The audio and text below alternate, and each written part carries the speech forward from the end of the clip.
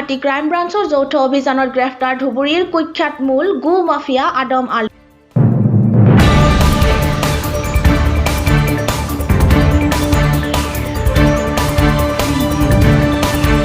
বিগত ৩ মাহে আত্মগোপন কৰি থকা ধুবুৰীৰ কুখ্যাত চোৰাংগুৰুৰ মূল মাফিয়া আদম আলীক অৱশেষত আৰক্ষীয়ে গ্ৰেপ্তাৰ কৰিবলৈ সক্ষম হয়। ধুবুৰী অতিৰিক্ত আৰক্ষী অধীক্ষক দেৱাশিষ চৌধুৰীৰ নেতৃত্বত যোৱা 7 দিন ধৰি গোপনে চলিছিল অভিযান। অভিযানকাৰী দলটোৱে আজি পুৱা গুৱাহাটী হাতীগাঁও গ্ল'বেল চিকিৎসালয়ৰ ওচৰৰ পৰা গ্ৰেপ্তাৰ কৰে কুখ্যাত চোৰাংগুৰুৰ বেহাৰে ধুবুৰীত ত্ৰাসৰ সৃষ্টি কৰা আদম।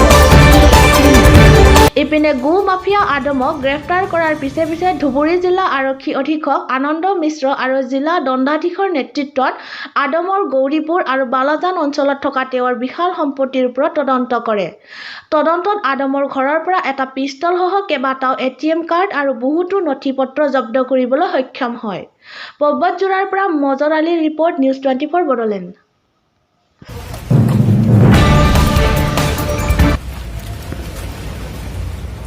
আমি এতিয়া তিনিটা লোকেশ্যনত ইয়াত সাৰ্চ কৰি আছোঁ আৰু তিনিটা লোকেশ্যন ইয়াত চেক কৰি আছোঁ। একটা লোকেশ্যন আৰু গুৱাহাটীতো সাৰ্চ কৰি আছোঁ।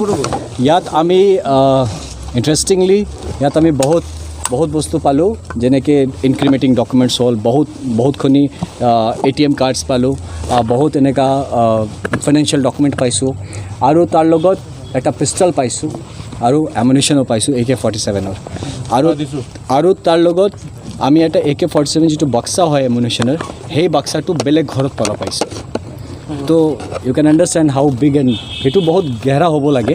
তো এইটো বহুত ডিপ তদন্ত কৰিব লাগে। এইটো খালি কাউ ট্ৰেডৰ কথা নহয়, সেইটো এটা ডিপ কনস্পিৰেচি আছে য'ত আপুনি চাব সেইটো যে ৱেপনছ, আৰ্মছ, এমিউনিশ্যন, বক্সেছ, এনেকুৱা ৱাৰ লাইক মেটেৰিয়েল যিটো আমি পাই আছোঁ, ডেফিনেটলি এইটো বহুত ডিপ ছাজেশ্যন আছে।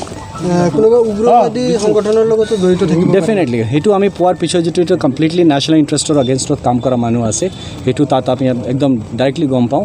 আৰু এতিয়া যিমান ইনভেষ্টিগেশ্যন কৰিছোঁ আমি এইটো পাইছোঁ কি বহুত বস্তু ওলাব, এতিয়া বহুত ইণ্টাৰেষ্টিং বস্তু ওলাব। যিহেতু আদম আলীক ইতিমধ্যে আটক কৰা হৈছে আৰু কাৰোবাৰ নাম হয়, তাৰ লগত একটা তাৰ মেইন ফিনান্সাৰ আছে, সেইটোক আটক কৰি আছে। আমি ডিটেইলছ পিছত আপোনাক কৈ দিম। আৰু অলপমান মানুহ আছে যিটো আমাৰ লিষ্টত আছে, আমি তাৰ এগেইনষ্টত অভিযান চলাই আছোঁ।